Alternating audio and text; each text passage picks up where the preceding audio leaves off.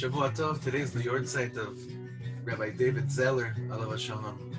And this is his nigun, one of his nigunim, one of his most beautiful nigunim. I miss him very, very much. 13 years.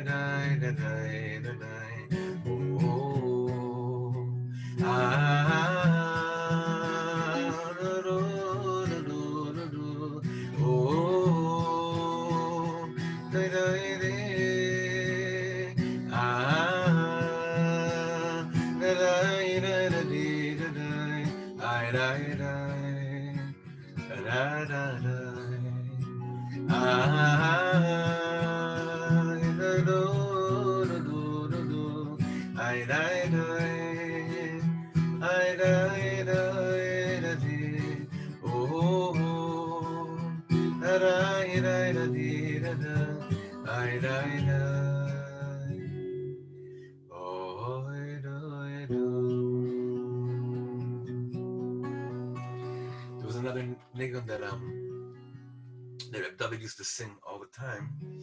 He recorded it too. I think it's a Moshe nigun. I love it. So I want to sing this Leilui Nishmata.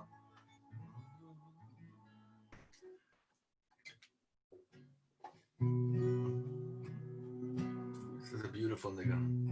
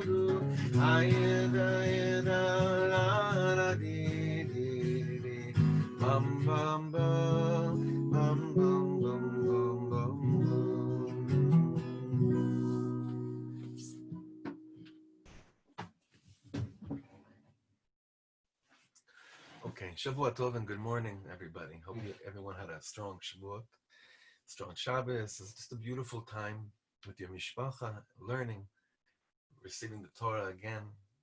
There should be a lot of, hopefully, hitchadshut, renewal in our cheshek, in our passion for learning, and in our vessels to retain and understand and comprehend and grow from the learning that we're privileged to do. So, what we're going to be doing now is going back, Bezrat Hashem, to the Piasetzna Rebbe Sefer Tzav Veziruz after taking just a week off because we were preparing for Shavuot. And I think it's best that we just remember a little bit of the context of this wonderful, passionate Sefer. This is a Sefer of diary entries done by the Piasetzna Rebbe between the years 1928 and 1939. They're very raw, they're very unedited to an extent. Very uncut, very much pashut meod, like what you see is what you get. The Rebbe and the Piasetzna Rebbe in the diary that we've been learning lays it all on the table. There's nothing that the Rebbe is kind of shying away from. And like we've seen in previous paragraphs, while the Rebbe is talking to Hashem, he kind of goes in and out of who he's speaking with, who he's speaking to in the diary entries. In the piece we're going to be seeing today, this is like a very strong critique of the lives of people who are focused on financial and physical well-being. But while the Rebbe is doing this, he's running towards Hashem in the most powerful way. And on the other hand, he feels a lot of self-doubt and tremendous sense of fear. Because he's honest. He's honest about what he perceives to be his own shortcomings. And that causes him to have a yira, to have a pachad, to be terrified about approaching Hashem in such a way. We've seen something like this in the past as well. There's been some kind of an inyan like this before. You know, basically, like the Rebbe, like what I love so much about this Sefer, bichlal about the Piasetzna, but about this Sefer, is that the Rebbe is giving space for you and I to have moments where we do feel very clear. But in the moments of clarity and of feeling strong and chazak and passionate and connected, we also have this voice in us that says, how real are we really? Like, lemaise, like, come on, are we really that real? And they don't contradict each other. You know, sometimes we think like, as long, I have to feel completely good and completely holy, and that's the only way I can really speak. Or I have to be completely connected to that place of depression that I'm feeling, and that's where I'm going to speak from. But the Rebbe shows us that he goes in and out of it, in and out of it. Well, today's piece is Ot Lamed Daled, and we don't have that much left in this Sefer. This is a pretty short Sefer. It's this last ot is like the ot that we're going to be doing today. It's very hard. It's a very, very difficult piece because of its Hebrew and because of like trying to get the gist of what the Rebbe is saying.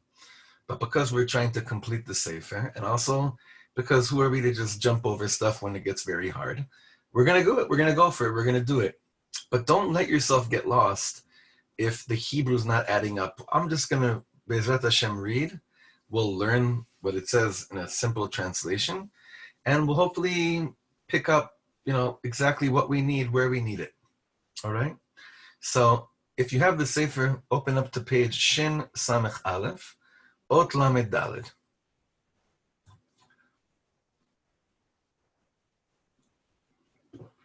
This is how the Rebbe begins. Elohai, my God, Av ve'ohev Yisrael, father and lover of his people Am Yisrael.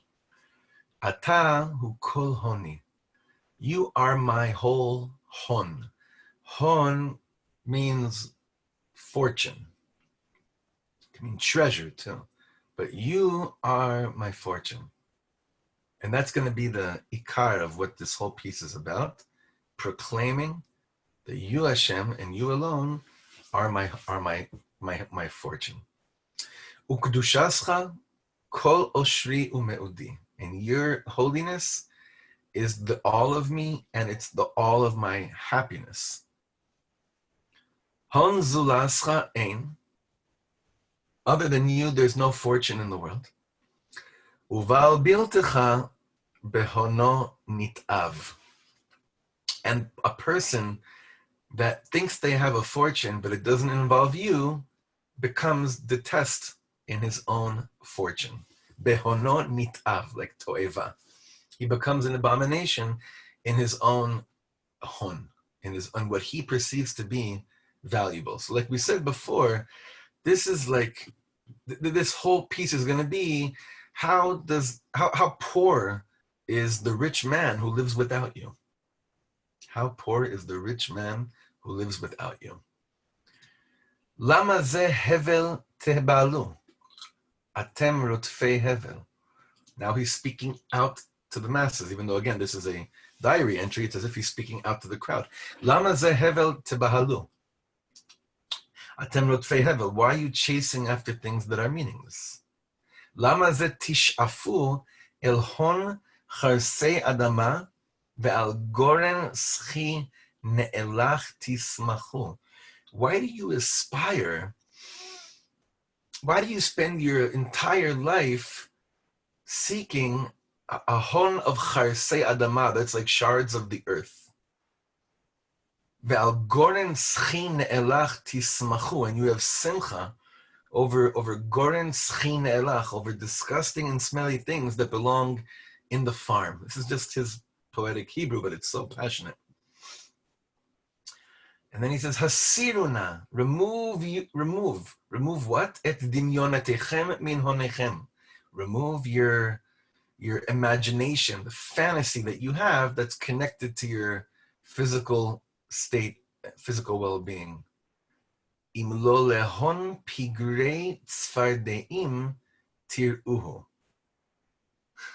He says, I don't know, I really don't know why he's choosing here to talk about frogs, but what the Rebbe is saying over here is that a person who's so stuck in the fantasy of feeling that his olam hazeh, possessions, are his true fortune, at a certain point, it's like basically being so sameach, rejoicing in the wealth of dead frogs.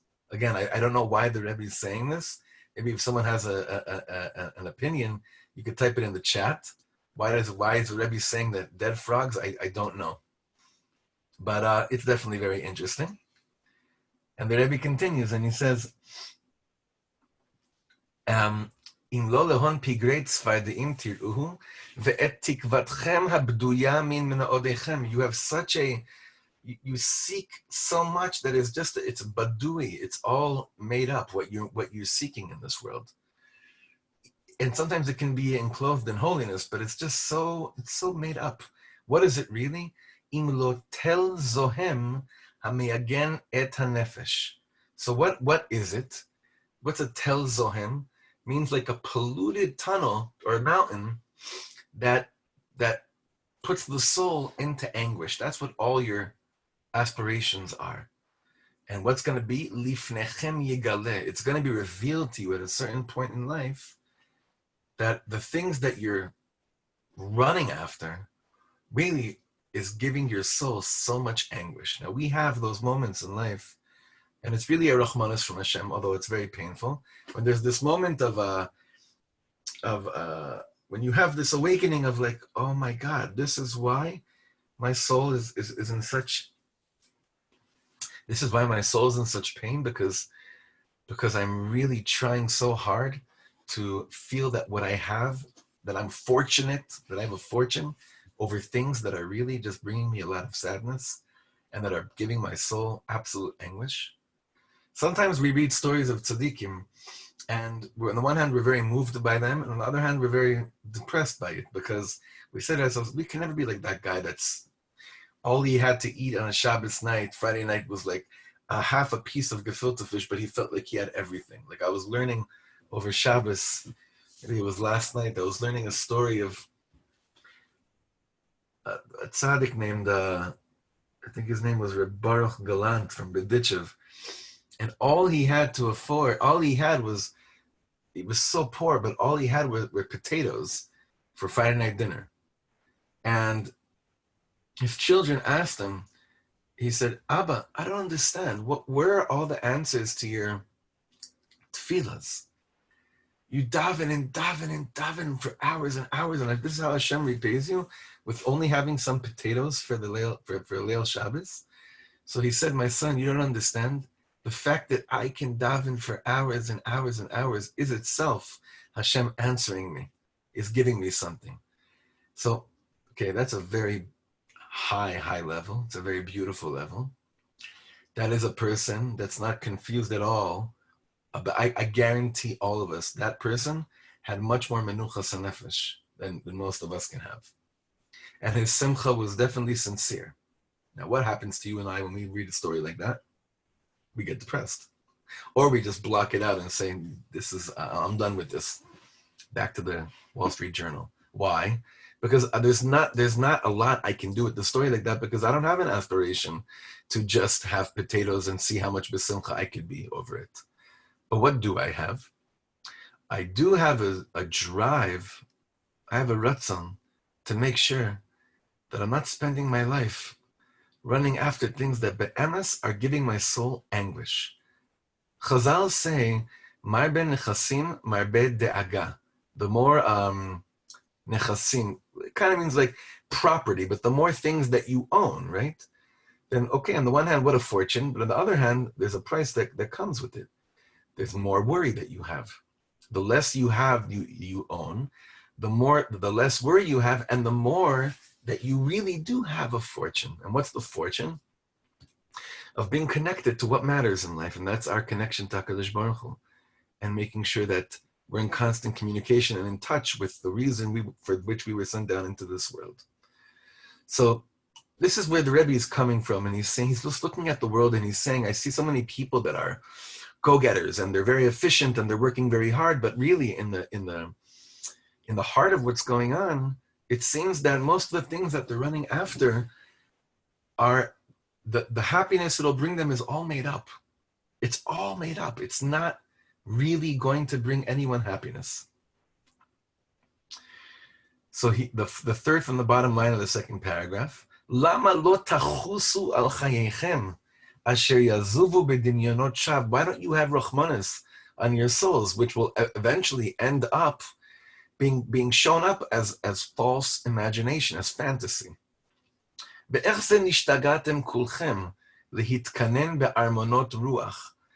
saying over here, how'd you all lose your minds that you've chosen to dwell in these imaginary places, armonot ruach? It's like palaces of wind, like, castles that just a wave comes, like when you build a castle on the sand, and then a wave comes and just chucks your castle you just built into nothing. You're saying that's what people are getting stuck in. Honot shonot shel chomer o kavod, different fortunes of honor or of chomer, of materialism, ula'abed kol chayechem betikva, but to really lose your whole life with false hopes, false simcha, ve'etzev v'chalom. You're basically just checking out your life with all the things. Your whole existence is just one big fantasy. Because if a person is what he hopes for, if a person is defined by what he aspires for, but what he aspires for is a fantasy, you are a fantasy. You yourself are just a fantasy. Your existence is a mere fantasy. Okay, let's continue. Lama ze yitchametz levavchem al chelchem, asher imachem elei kever lo yuval. Why you become sour in your hearts over your possessions, that which you got, that which you didn't get, which won't even be dragged to you till your grave. You know that famous story about Rothschild and the sock? His socks, where he left a will that Baron Rothschild left a will, I think, or was it?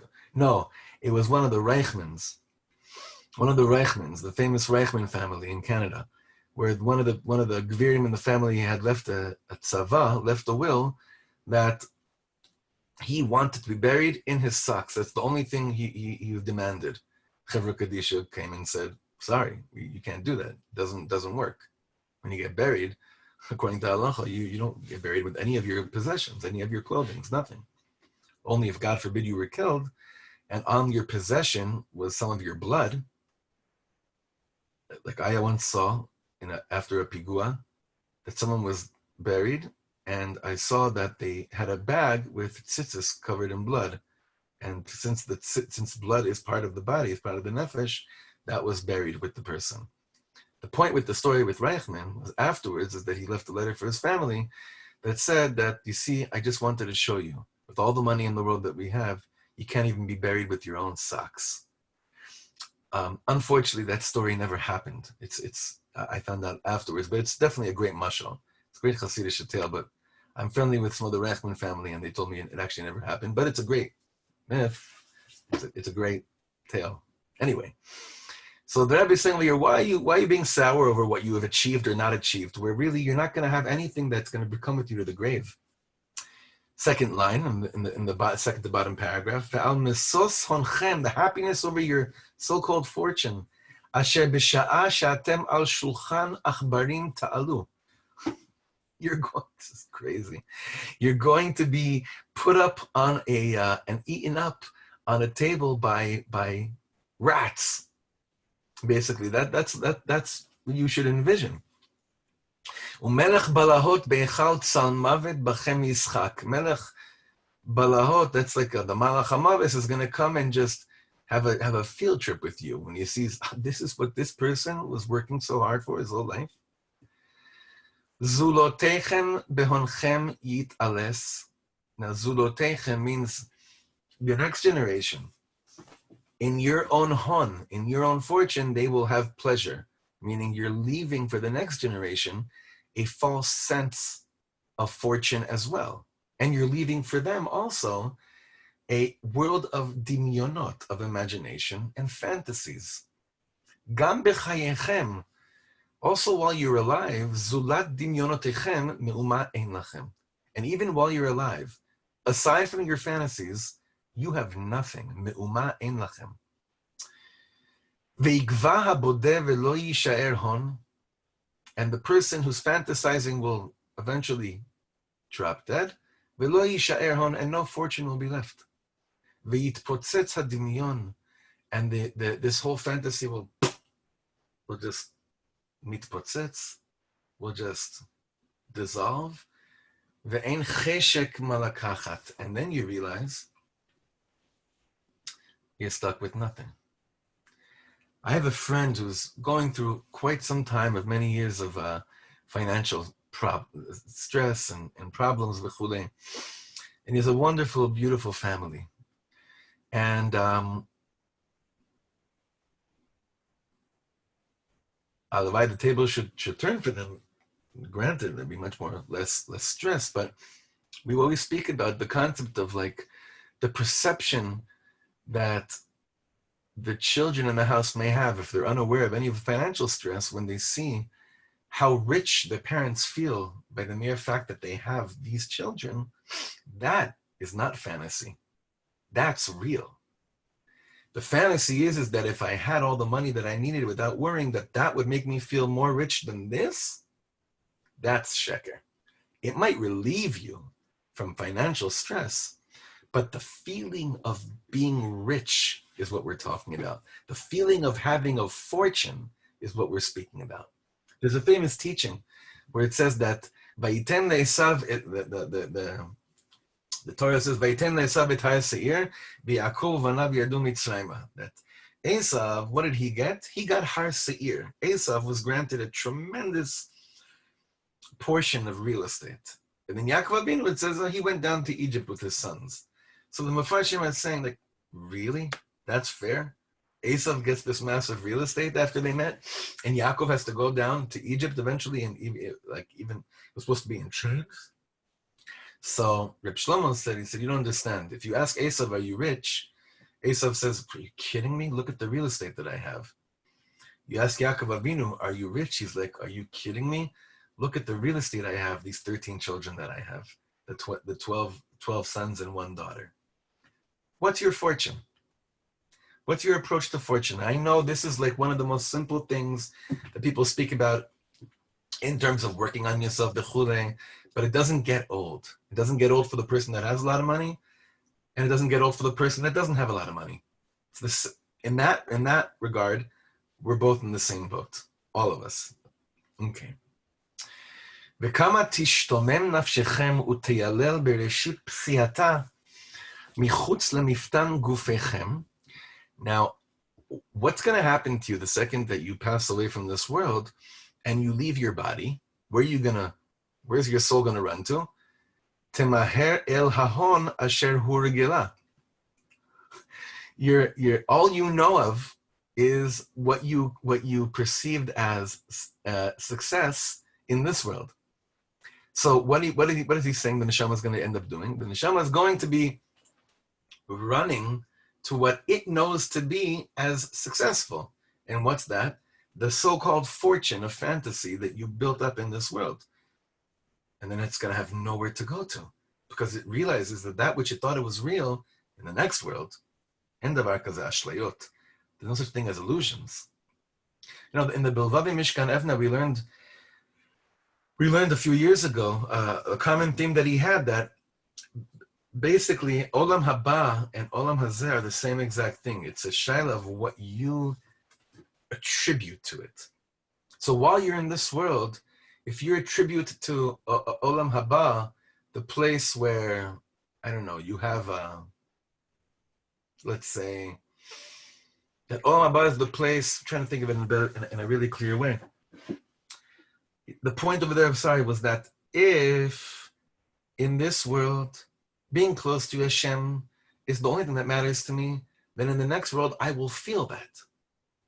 If in this world I say, this world is not about the closeness to Hashem, I just got to get through it, and in the next world, that's where things happen, the Beloved says, I'm sorry, it doesn't work like that. When you get to the next world, you're going to feel closeness to the extent of how you viewed it in this world too.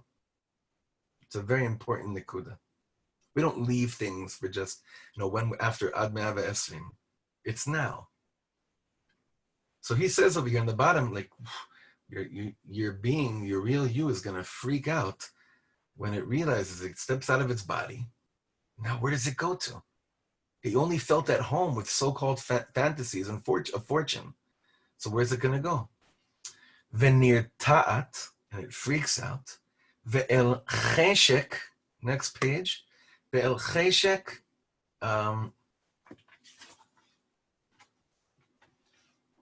we could just go to the top of the page. ואל חשק כל חייה וסולדת לאחריה, האם לי מטילי כסף, עפר האדמה, או לניירות בלויים, אילו הקרבתי את כל חיי נפשי? He's saying, you start to realize, did I sacrifice my life for pieces of metal, metile kesef, or afar ha'adama, like buildings? Or to niyarot bluyim, that's like printed pieces of paper, cash. Is this what I sacrificed my life for? Val avnei gir kavod v'dimyon ruach. Is this really what I, like emptiness, sarafti et nishmati? I burned my soul for this? Hoy chayai, chayai, oh, my life, the Rebbe says. Ech shikartich behon va'ain. How did I deceive you and lie to you with this so-called fortune of nothingness? Ve'ech dimitich litzrod b'mivtzarei tzel ve'efes. And how did I imagine you to actually give me shades, in compounds of shade, which really provided me with no shade at all? Ana efne ve'efo me'ata emtza. Where do I go to from here? This is like the moment that you're not in your body anymore. I mean, he's imagining what happens to you, to your neshama, the moment you're not here. And I've seen this common theme recently by some biographies that I've been reading about the Breslever Hasidim from the past generation, meaning the ones that passed away towards the end of the 20th century. These guys were giants. We're planning a whole course on them for next year. Some of these guys were pusher giants. And one of the common themes that all their wives said about them at their funerals was, this is the day you were waiting for. Meaning you lived your life waiting for the day of being in Olam Ha'emet. And you lived your lives, this is what they would say at the funerals, you lived your lives as people who were very, very conscious and aware that the only truth is what you can take with you to the next world. Chazak meod. So the Rebbe is pausing here and he's saying, oh my God, my life now. This is the Piasetzna Rebbe speaking now to himself. First, he was giving critique to others, right? Look at all you guys. Now he's saying, oh, my life, how did I fool you? How did I deceive you? Where am I gonna go now? Like, what affiliation do I have with anything now? I don't feel comfortable or at home with anything because I wasn't prepared for any of this.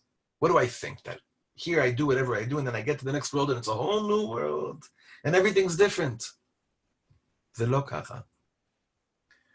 Ana efne. Where am I going to go to? Ve'efo me'ata emtza. And where am I going to find anything now? Sham b'marom b'mkom hayesh. There, up there in the higher world. Hanimtza ve'hakdusha lo shikati et chayai me'odi. I never immersed myself in the only thing that really exists in the next world, which is the Metziut of Hashem. That's not a place that I ever fully immersed myself in. Upo shekol metziuti v'tikvati hayta. But yet in this world, where all of my metziut, all of my reality, and it's where I placed all my hopes, and makom ve'elo metziut, this place that I felt most comfortable with, doesn't exist. There's no reality. Hakol haya ashan, shav, ve'lo klum. It was all false smoke and nothing.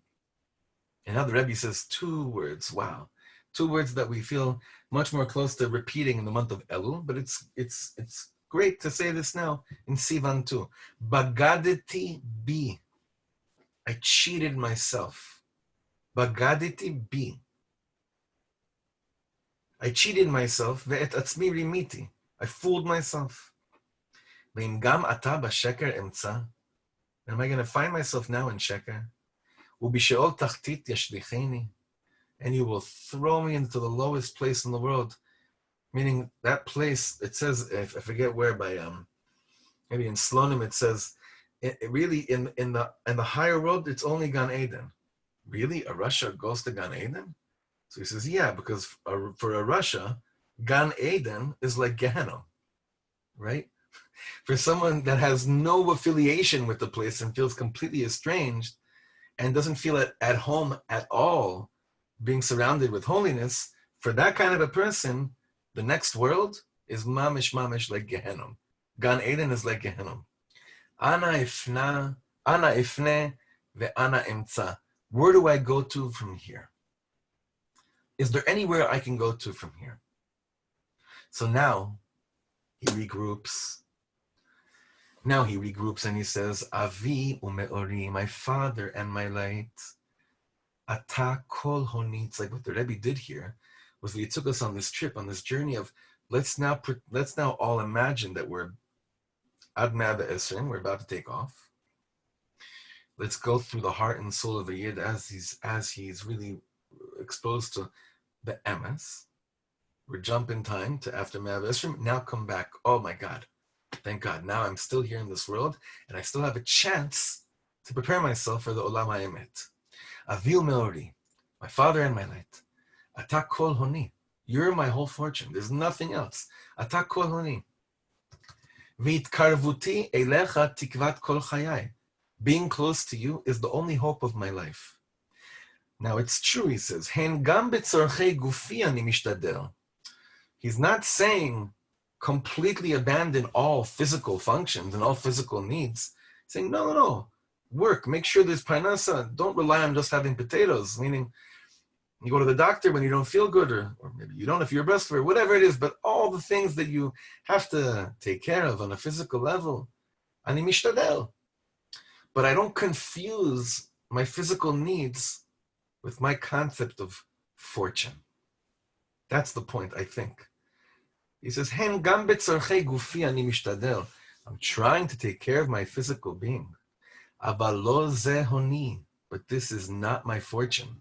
Velo kmo ele zaramta matrati. This is not the flow of my matara. This is not my goal in this world. Yesh asher tehala asim benafshi vechoshed ani shebemitziluta sheifat hon emtza. There are those that feel that I'll find a fortune in this thing or in that thing. Hon ezashu. Sheifat asher zulat itkarvut elecha Hashem. And this is an aspiration that has nothing to do with getting close to you. Velilbi yitchalchel. I'll feel sick in my stomach. My heart will feel sick. Kiliotai tishtapchena. My kidneys will fall over. Bekol mar tzoreach bekirbi. And this bitter voice is screaming in my midst. Goesh ve'atzmotai yigarem. I can feel it in my bones. Chaim bezoam, a life of pollution. V'nitzchiyut be'ipush kazeh lamali. And a life of eternity living in rut. Why do I need this for? So the Rebbe is going back now and saying, okay, I just realized that you're my only real fortune. And now he's going inside and saying, wait a second. Hashem Yisbarach. Am I the person that I've been describing until now? Could it be that this is me? Could it be that I'm the person that in moments of clarity, I'm so easily able to describe as so distanced and so far away from what really matters in this world? Could that be me? Chavra, I want to tell you, it's moments like this that the Piasetzna becomes our Rebbe in such a beautiful way, in such a real way, because this is the problem that so many of us have. Could it be that person that I know is so detached from anything real and lives in a fantasy? I see myself now. I see myself in that. Third line from the bottom. If your servant has found favor in your eyes,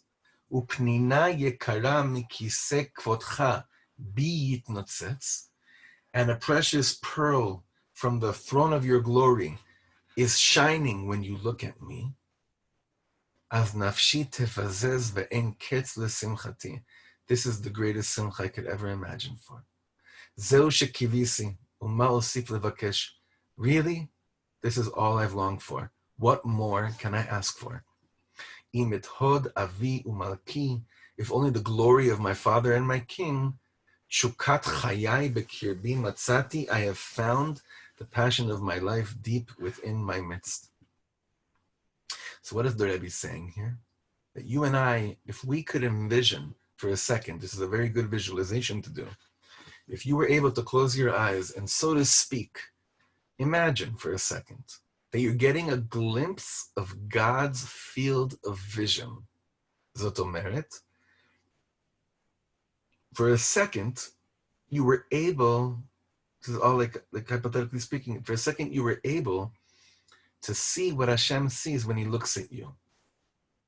And for this moment, when you do this practice, this exercise, what you're able to see is that Hashem sees a beautiful, precious jewel that was taken from his throne of glory when he looks at you, at that moment, that would be the greatest fortune you could have ever imagined. The simcha of your life would know no end.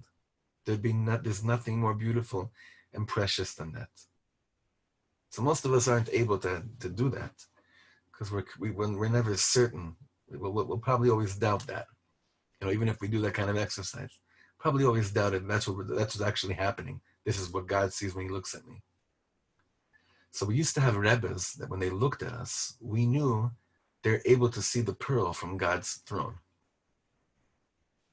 Now we have much less of that. We do still have Rebbes, but we don't have it like we used to have. So now what we have to do is be like friend Rebbes to each other and look at each other as if, this is what we see, that we see pearls coming from the throne of Hashem when we look at other people. Now the Rebbe takes a step back from this visualization and he says, okay, Hen ira ani lismoach. Wait a second, I'm a little bit hesitant to get too happy. Ulai nishgehu. Maybe this is not real. Maybe this is not really what Hashem sees when he looks at me. O ulai besimchati zo shemetz anuchiyut yitganev. Or maybe there's this inkling of anochiyut, of selfishness in the simcha of realizing this is what Hashem sees. And maybe, God forbid, maybe the love my love has for me, he'll say, I'm done with this. This is not real. This is not what I wanted. And again, in this moment of just being sick of this kind of relationship, Hashem will leave me. God forbid. In kol ze libi yirchav v'nafshi titamar, ahavati titlakech, v'chol avodati elav besimchati titchazek. He ends off like a stubborn yeka over here.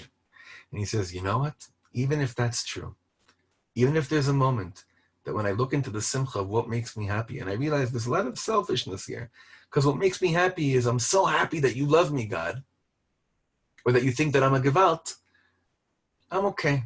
You know why? Because I'm stubborn now. My heart's going to keep on becoming wider and wider. My love will know no boundaries. And my avoda to you, Hashem, will strengthen itself with simcha. This is mamish, a journey, a roller coaster the Rebbe is taking us on.